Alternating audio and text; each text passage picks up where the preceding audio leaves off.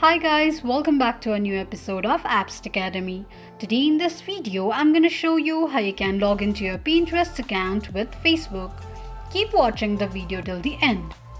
To log into your Pinterest account with Facebook, firstly go ahead and launch open your Pinterest application. The home page of Pinterest application will appear on the screen. You can log into your Pinterest account using your email, Facebook or Google account as well. Now to log into your Pinterest account with Facebook, tap on Continue with Facebook option. It will automatically connect your Facebook account with your Pinterest account. Tap on Continue As and the home page of Pinterest account will appear on the screen. This is how you can log into your Pinterest account with Facebook quickly and easily just in few steps.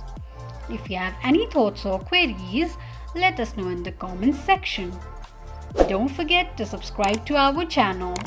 Also press the notification bell icon so that YouTube will notify you whenever we post a new video.